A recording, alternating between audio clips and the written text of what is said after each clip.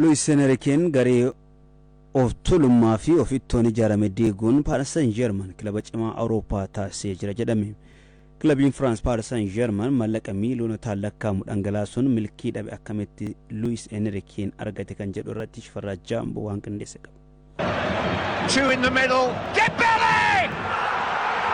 We've had 2 minutes and 20 seconds and here we go again.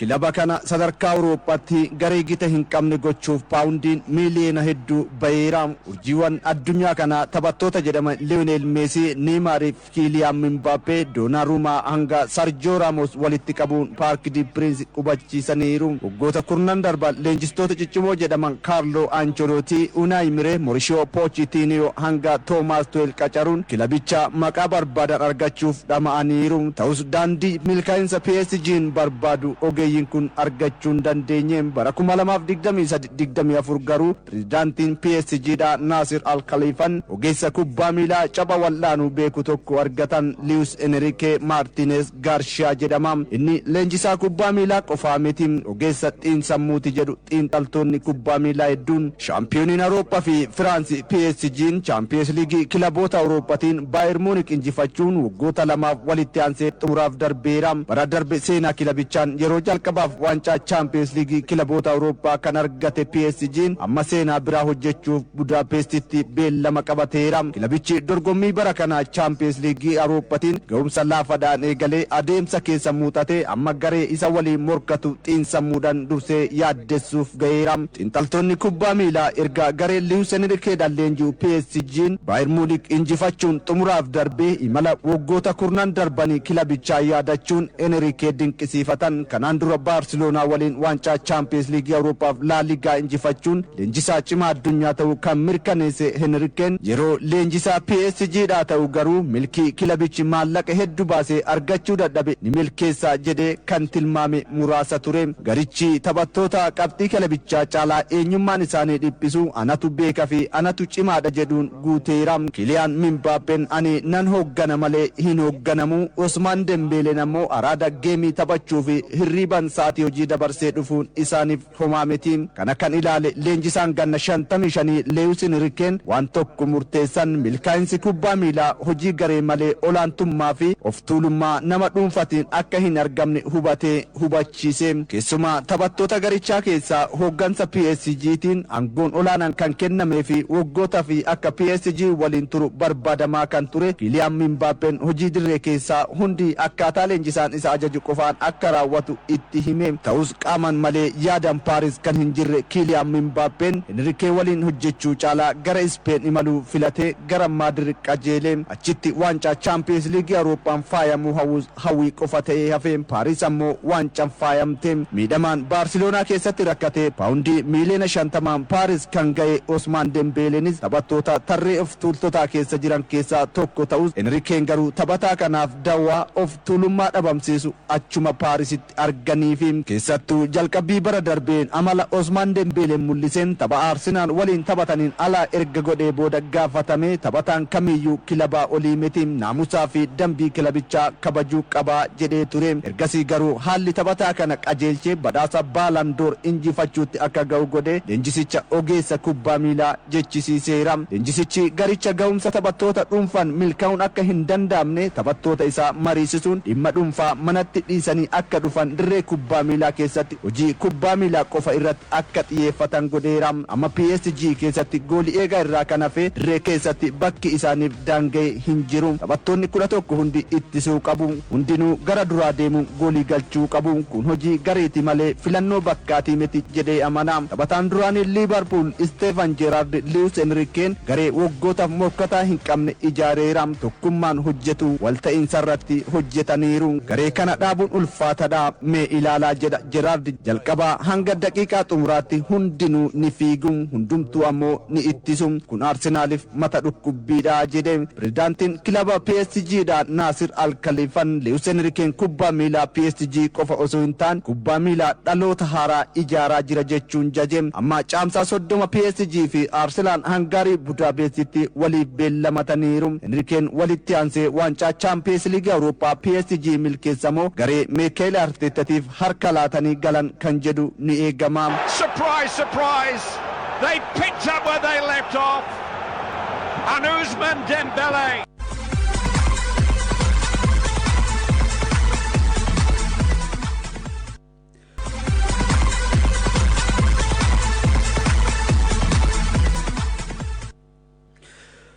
oduu liigota gurguddaa Awurooppaatiin wal qabatan tan darba Premier League England torbeen 36 Manchester City itaa dirratti Brentford waliin taphata. Taphni Liverpool Chelsea waliin taphatus tapha eegamuudha dabalanisa akka tanutti dhiyaata. City's property, but tonight the Blues play their first. Premier League in England xumuramuuf torbee sadi qofaatu hafe. Torbee 36 liigichaatiin boru taphoonni shayyoo taphataman garaagarummaa qabxii shaniin Arsenaalin caalamee sarkaalummaaffaarra kan jiru gareen Pep Guardiola Manchester Cityin dirree isaa irratti Brentford waliin taphata. Leenjisaan Manchester City Pep Guardiolaan taphni Brentford waliin qabu tapha laayyoo miti jedhaniin. Brentford garee tooftaa taphaa gaarii taphatuudha. Keessattuu kubbaa dheeraa fayyadamuun garee gita hin qabne waan ta'eef akka salphaatti hin ilaalu jedhaniin. Pep dabaluun taphoota nuuf afranuu injifachuuf taphannaa waancaa milkeessuuf hanga dhumaatti falmanna jedhaniin. Torbee 35ffaan Everton waliin goolii 3 qixa bahuun carraa shaampiyoonii ta'uu koof jalaa dhiphise Manchester Cityin kilaba sadarkaa 7ffaarra jiru Brentford irraa qormaata cimaatu eeggata. Taphataan sarara gidduu Manchester City Rodri miidhamaan taphoonni 3 jala darbe ammas guutumatti tapha kanaaf qophii miti jedhame. Ruben Dias fi Joshua Gvardiol tapha kanaan ala jiru. Tapha darbeen jijjiiramee kan seene Phil Foden tapha boruu kanarratti jalqabarraa seenuu danda'a jedhame. Gama Brentford Jordan Henderson fi Rico Henry tapha kanaaf deebi'anii jiru. Ammas garuu Fabio Carvalho fi Anthony Milamboon miidhamarratti argamu. Badhaasa kophee warqeef waliin morkataa kan jiran taphattoonni sarara fuulduraa garee lamaanii Erling Braut Haaland fi Igor Thiagoon tapha kanaan xiyyeeffannoo argatanii jiru. Baay'ina goolii liigichaa Haaland gool 25 galchuun yoo dursu taphataan sarara fuulduraa Brentford Igor Thiagoon 22 ittaana. That's Caicedo. Rolls away from McAllister beautifully. Oh, that's a tremendous strike. Taphni cimaan biraa guyyaa sa'aatii 8:30 irraa eegalee Anfield irratti Liverpool fi Chelsea gidduutti taphatama. Qabxii 58 sadarkaa 5ffaarra kan jiru Liverpool tapha kana injifate hirmaannaa waancaa Champions League Awurooppaa bara dhufu ni mirkaneeffata. Barichaan goomsa laafaa mul'isuun leeyisota lama hojiirraa kan aree Chelsea amma guutumatti dorgommii Champions League Awurooppaa bara dhufuutiin ala ta'eera. Taphoota kana booda taphatuun carraa Liiga Awurooppaa fi Conference League Awurooppaa argachuuf murkatam. Gareen Arne Slot Liverpool miidhamaan tajaajila Mamardashvili, Conor Bradley fi Wataru Indo hin argatu. Alisson Becker hiriirunsa shakkiidha jedhame. Leenjisaa yeroo Kaan McFarlane kan durfamu Chelsea Steve Yao fi Mudrik malee miidhama haaraa hin qabu. Kilaboonni kun lamaan taphoota hundaan yeroo 199 walitti dhufaniiru. Liverpool taphoota 83 injifachuun olaantummaa qaba. Chelsea tapha 67 mo'ate taphoota 49 qixaan xumurani. Arne Slot tapha cimaa fi morkiin jabaan itti mul'atudha jedhani. Leenjisaa yeroo Chelsea Callum McFarlane sadarkaan kilaba kanaas miti. Chelsea garee guddaadha. Hanqinoota keenya darbe furannee tapha kana booda xiyyeeffannaa jedhaniin. Here is Ahmad chasing down the right hand side, going to cut in field as well. Of course Ahmad. Taphoota biroo boru taphatamaniin Manchester United direetiin ala Stadium of Light irratti Sunderland waliin taphatam. Hirmaannaa Champions League Awurooppaa bara dhufu kan mirkaneeffate gareen Michael Carrick tapha boruu kanaaf adabbii tapha 3 irraa kan deebi'e adabbii tapha 3 irra kan ture Lisandro Martinez deebi'ee jira. Kilaboonni hirmaannaa waltajjii Awurooppaa milkeessuuf taphatan lamaan Fulham fi Bournemouth morkiin taasisan ni eegama. Boruma Brighton kilaba dursee liigicha keessaa bu'e Wolves simatam. Bit of space now for their captain. Dilbata taphoonni afur yoo taphataman dursaa liigicha Arsenal dirree isaatiin ala West Ham United waliin taphatam. Champions League Awurooppaatiin waggaa 20 booda xumuraaf gahuun miira gaariin gara Stadium London kan imalu gareen Michael Arteta kilaba liigicha keessa turuuf carraaqaa jiru West Ham irraa morkii cimaatu eeggata. West Ham United qabxii 36 sadarkaa 18ffaarra jira. Gareen kun Arsenal yoo mo'amee fi Tottenham fi Nottingham Forest ammoo morkattoota isaanii yoo injifatan liigicha keessaa bu'uu mirkaneeffata. Hirmaannaa Champions League Awurooppaa milkeessuuf taphataa kan jiru gareen Unai Emery Aston Villa kilaba dursee liigicha keessaa gara Championship itti bu'e Burnley waliin yoo taphatu Nottingham Forest Newcastle United waliin akkasuma Crystal Palace Everton waliin taphatu. Liigicha Arsenal qabxii 76 yoo dursu Manchester City tapha qixxeessuu tokko osoo qabu qabxii 5 hanqatee taana. Up against Alphonse Areola scores! And Saka brings up his double century of Premier League appearances.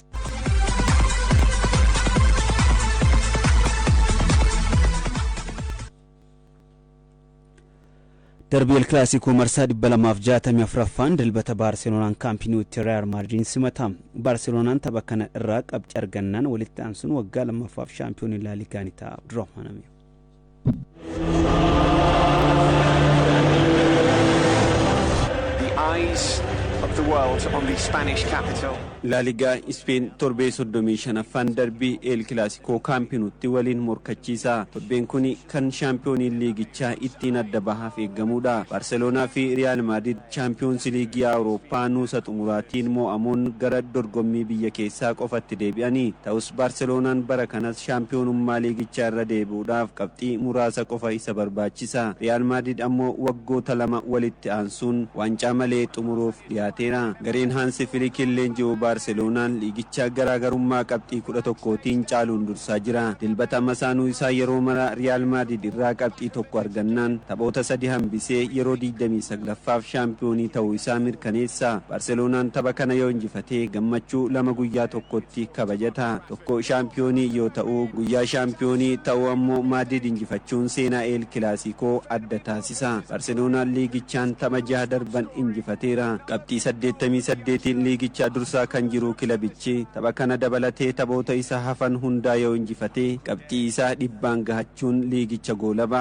Kanaanis riikardii liigichaa kana dura Real Madrid bara 2012 Jose Mourinhotiin leenji'aa qabxii 100 qabate sanas ni qixxaata. Barcelonaan tapha Madrid waliin taphatu kana dabalatee Real Betis waliin kan qabu dirree isaa irratti yoo injifatee taphoota liigichaa dirree isaa irratti osoo qabxii hin gatin bara dorgommii xumura. Hansi Flick hanga yoonaatti taphoota liigichaa 29 injifataniiru. Kana boodas taphoota hafan injifachuun riikardii Jose Mourinhoon taphoota 32 injifachuun qabatan ni fooyyessu. Waancaan fuula kan irraa garagalfate Real Madrid taphoota 6 darban keessaa 3 qofa injifate. Waliigaltee dhabuun taphattoota ammoo tapha kanaanis akka mo'amaniif karaa saaqaaf eeggama. Barcelonaan tapha kanaan Lamine Yamal miidhamaan dhabeera. Rafinha ammoo miidhama isa mudate irraa fayyuun ni taphataaf eeggama. Taphataan sarara ittisaa Barcelonaa Jules Koundé garichi ga'umsa olaanaa irra akka jiru natti mul'ata. Hundi keenya El Clasicoodhaaf qophoofneerra jedhe. Tapha kana qixa bahuun La Liga shaampiyoonii nu taasisa. Injifannoon ammoo murteessaadha jedheera.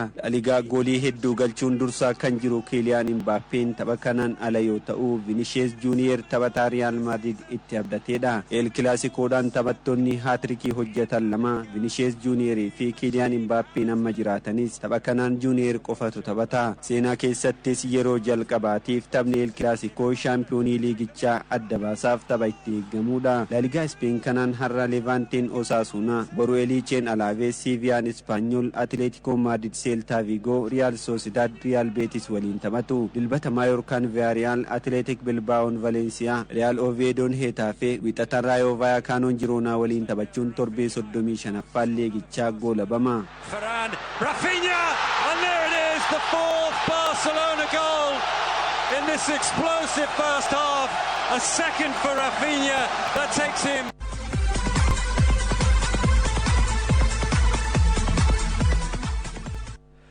Taphattoonni Real Madrid Federico Valverde fi Aurelien Tchouameni warreebuun isaanii gabaafame. Real Madrid taphattoota hanqina naamusaa qaban irratti adabbii seeraanii fudhata jedhamee gabaams Baudishfaa akka ta'anitti dhiyeessa.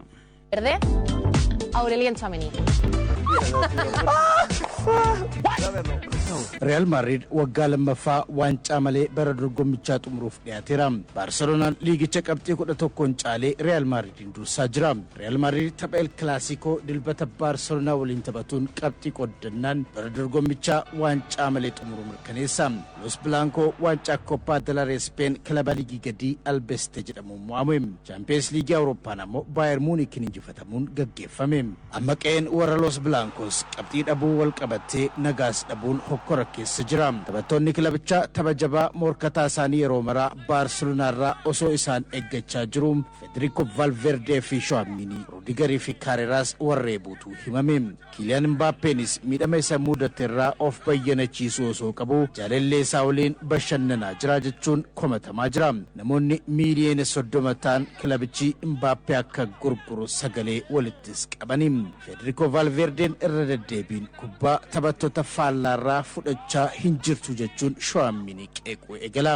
Shawaminiin komii kee kana dhaabii jechuun gaafata. Taphattoonni Real Madridis Valverdeen gocha isaa kana akka dhaabu gaafatanis ni dide. Kanatu dubbii kaasee akka warreebaniif godhe. Kun hunduu yoo ta'u leenjisaan isaanii Arbelo'aan callisee isaan ilaalaa ture jedhame. Federico Valverde fi Shawamini waltumuun Valverdeen hospitaala akka seenee fi midhamni isaas cimaa waan ta'eef ogeeyyii yaalaa torbee tokkoof boqonnaa akka fudhatu gorsee ni jira. Rakkoodhuma kanaan taphni El Clasico akka isa darbuus isa dirqamsiise. Real Madrid adabbii naamusaa akka fudhatu ni eeggama. Kilabichis dhimmicha hordofee murtoo fudhatu akka ifoomsu beeksise. Kana qofaa miti. Taphattoonni kilabichaa gara jaataan leenjisaa isaanii Arbelo'aa dubbisuu hin barbaadan jedhame. Bii ofii kakaaseen reebame kan miidhame Federico Valverde qabxii dhabuu fi ga'umsi gadi aanaa kilabichaa rakkoo jiruuf sababeeffachuun dhiifamas gaafate. Rakkoon akkasii kana duras isaan muudachaa akka turee fi osoo ajandaa miidiyaa hin ta'in dura keessatti fala akka argatu kan ibse Valverdeen marii gaggeessaa osoo jirru ofuma koo minjaala rukuteen mataa kiyya miidhee jechuun miidiyaaleetti himee jira. Hiriyaa garee na rukutee hin jiru anis hin rukunne jechuun dubbicha haaluuf yaale. Real Madrid irraa kan caalu hin jiru kan jedhe Valverdeen bara kanas waancaa malee xumuruuf deemaa jirra. Sadarkaan ammarra jirru kan nu madaalu miti jedhe. Torbee kana taphni El Clasico rakkoo fayyaatiin akka isa darbus hime. Pirezidaantiin Real Madrid Florentino Perez marii ariifachiisaa miseensota hoggansa kilabichaa fi leenjisaa garichaa Arbelo'aa fi dursaa taphattoota Dani Carvajal waamutu himame. Guyyaa muraasaan duratti lammiin Speen Alvaro Carrerasii fi lammii Jarman Antonio Rudiger jidduutti walitti bu'iinsi uumameen Rudiger Carreras kabaluusaas El Chiringitan gabaasee ture. Kylian Mbappeenis yeroo kanatti garee leenjistoota kilabichaa waliin jechaan walitti bu'aa jiraachuutu himamaa jira.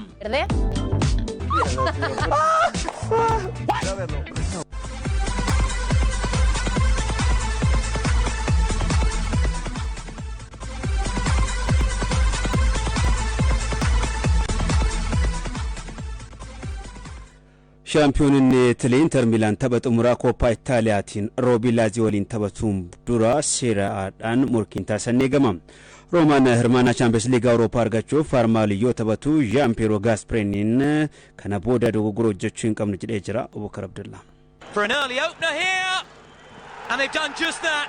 Inter Milan yeroo 21ffaaf waancaa Scudetto torbee darbe mirkaneeffate qabxii fooyyeen xumuruudhaaf Roomaan immoo hirmaannaa Champions League Awurooppaa argachuudhaaf torbeewwan xumuraa Serie A Itaaliitiin murkii cimaan taasisuuf eegama. Kilaboota sadarkaa sadaffaa hanga shanaffaa jiran AC Milan, Juventus fi Roomaa jidduu garaagarummaa qabxii 3 qofatu jira. Jaffaarratti kan argamu Komoonis Juventusiin qabxii 3 qofa caalame. Kanaanis kilaboonni hirmaannaa Champions League Awurooppaa bara dhufu argachuudhaaf torbeewwan 3 hafaniin murkii cimaan taasisu. Christian Chievun bara jalqabaa Inter Milan deensaniin waancaa liigichaa mirkaneeffachuu isaaniitiin waliigaltee isaanii hanga 2028 dheeressuun yeroo gammachuu irra jiru. Kilabichi boru gara Room imalee Stadio Olimpicotti Lazio waliin murkii taasisuun injifannoo isaatti fufuudhaaf murkata. Kilaboonni lamaan Kooppaa Itaaliyaa tapha xumuraatiin roobii dhufu murkii waliin taasisaniin dura liigichaanis boru waliin murkatu. Yuuzereewwan erga tapha darbiitiin Milaaniin mo'atamanii as hin injifatamne. Qabxii 12 sadarkaa lammaffaarra kan jiru Naapoolii caalee shaampiyoonii kilaba ta'edha. Kooppaa Itaaliyaan Lazio waliin waancaaaf gahuu isaatiin waancaa biyya keessaa lama bara kanatti fudhachuu kan kaayyeffate gareen Christian Kivu liigichaanis qabxii fooyyee galmeessuudhaan xumuruudhaaf murkii taasisuutti fufuudhaaf taphata. Bara darbee qabxii 81 waggaa guutuu argate caalaa baranaa taphoota 35 galmeesseera. Taphoota sadan hafan mo'annaan qabxii gaarii waggaa keessatti argate 90 ol argachuun kan xumuru ta'a. Laazioon erga hagayya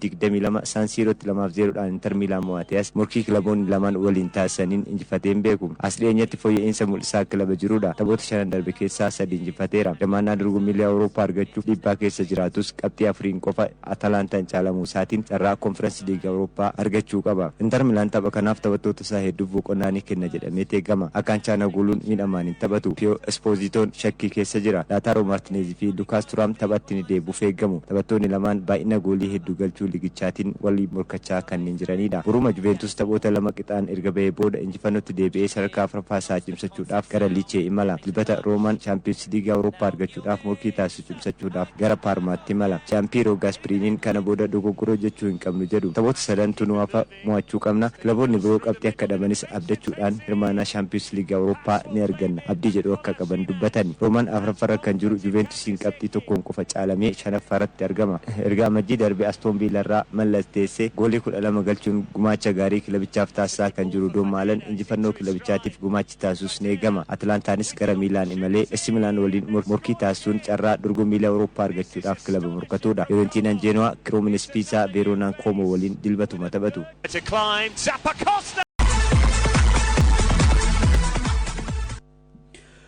Aduwwan ispoortii maddeen alaatii qabadheettan darba. Kilaboonni Ingland Aston Villa fi Crystal Palace Liiga Awurooppaa fi Conference Leaguein morkattoota isaanii injifachuun xumuraaf darbanii jiru.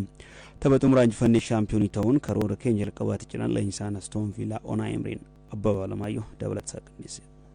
Hello everyone, part two of the Midlands derby with a rather big kick separating the teams as they gather in the tunnel and the fireworks go on. Aston Villaan turtii waggoota 30 booda yeroo jalqabaaf waancaa injifachuuf daqiiqaa 90 qofatu isaafe. Waancaa liigii Awurooppaa walakkaa xumuraa tapha deebiin kaleessa Villa Parkitti Aston Villaan goolii 4-0 Nottingham Forest injifachuun xumuraaf darbuu mirkaneeffate. John Maggin Aston Villaaf goolii 2 galchuun kilabichi xumuraaf akka ga'uuf gahee olaanaa bahate.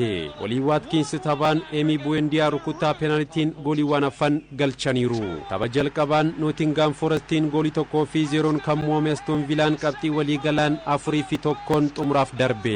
Gama Nottingham Forestiin Morgan Gibbs waa'ee sababa miidhamaan taphaan ala ta'uun sarargii dura takka caalaman isaan taasise. Yaalii Chris Wood Emi Martinez jalaa deebisuun Aston Villaan tapha keessa akka turu taasise. Leenjisaan Aston Villa Unai Emery'n hojii leenjisummaan yeroo ja'affaaf xumuraaf gahaniiru. Kana keessa yeroo 4 shaampiyoonii ta'uun leenjisaa yeroo hedduu waancaa kana fudhatanidha. Kan kaleessaan alatti yeroo 5 xumuraaf gahuun Arsenal waliin qofa mo'amuun waancicha dhabaniiru. Aston Villaan erga bara 1996 waancaa injifateen beeku.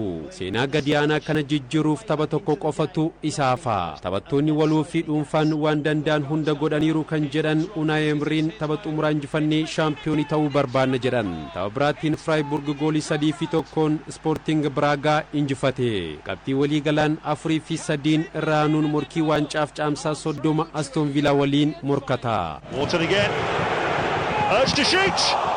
Pushed away to Munoz. And it's in. Conference League Awurooppaan Crystal Palace fi Rayo Vallecanoon morkattoota isaanii injifachuun xumuraaf darban. Kaleessa Selhurst Parkitti Crystal Palace goolii 2-1 Shakhtar Donetsk injifate. Pedro Henrique garee ofirratti galchuu Ismail Assar goolii injifannoo kilabichaa lakkoofsise. Sar Liigii Awurooppaa bara kanaatiin goolii 9ffaa galchuu isaati. Oliver Glasner'n kan leenjuu Crystal Palace tapha jalqabaa goolii 3-1 qabxii waliigalaan 5-2 injifachuun xumuraaf darbe. Kilabiin Spain Rayo Vallecanoon kaleessa dirree finaala goolii 1-0 Strasbourg injifate. Qabxii waliigalaan 2-1 injifachuun caamsaa 27 Crystal Palace waliin shaampiyoonummaaf morkata. Referee's playing advantage against Sarr and off the post and in. Ismail Assar on target again for Crystal Palace.